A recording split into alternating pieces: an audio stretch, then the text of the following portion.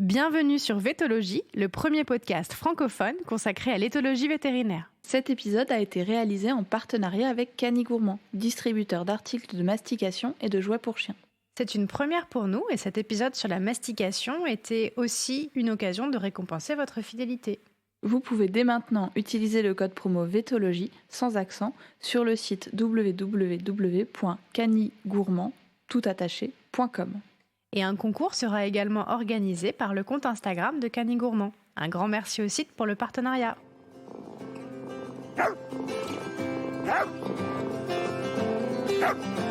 Je suis Mathilde Guillon Et je suis Laure Bonatti. et nous sommes toutes les deux vétérinaires et résidentes du Collège européen de médecine du comportement. Aujourd'hui, on voulait traiter un sujet à la mode chez le chien, c'est le besoin de mastication. C'est vrai que depuis quelques années, on voit fleurir une offre de produits à mâcher très importante.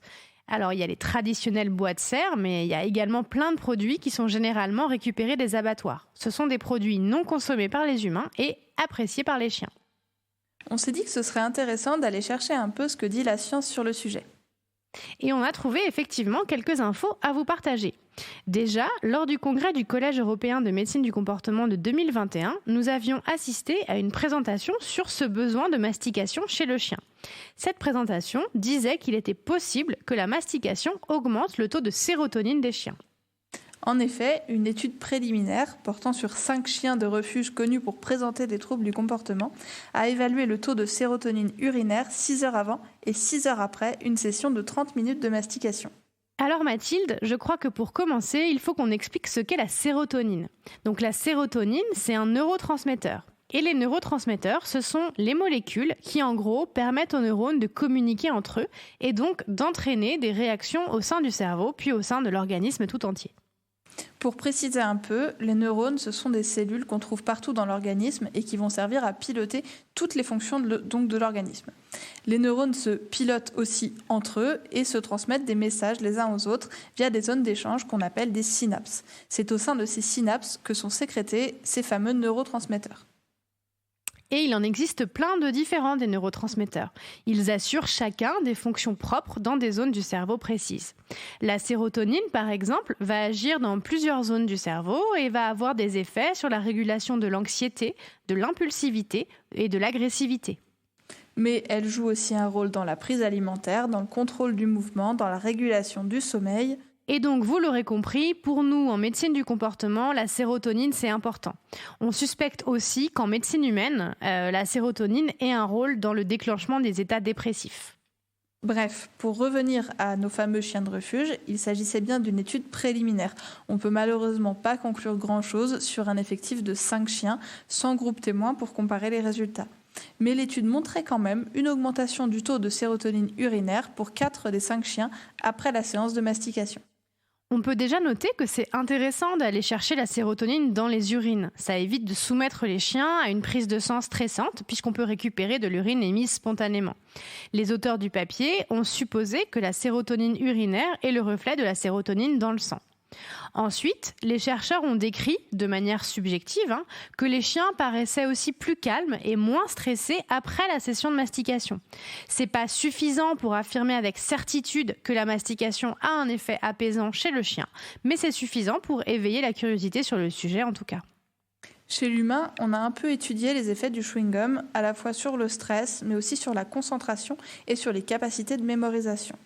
Des études rapportent que le fait de mâcher lors d'un stress diminue le niveau justement de stress, mais aussi que le fait de mâcher pendant une tâche améliore la concentration et la mémorisation de ce travail. Évidemment, là encore, c'est compliqué de transposer ces résultats tels quels au chien. Déjà, on donne rarement un objet à mastiquer au chien pendant une tâche, donc on peut se dire que l'effet sur la concentration ou la mémorisation risque d'être limité. Mais on pourrait s'interroger dans le futur sur le fait que la mastication augmente les capacités de concentration au quotidien ou diminue le niveau global de stress. Et par contre, pendant un événement stressant ou pendant un moment où on a besoin que le chien canalise son énergie, ça peut être quelque chose à envisager. Par exemple, je sais qu'en consultation, je conseille beaucoup l'utilisation de ces jouets pour un chien qui va être très excité en présence d'invités.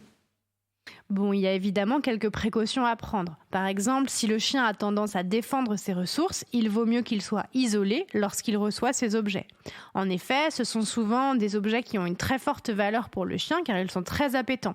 Et certains chiens ne vont d'ailleurs défendre que ce type d'objet en raison de l'importance qu'ils leur accordent. Il faut aussi évaluer le niveau de stress imposé par la situation.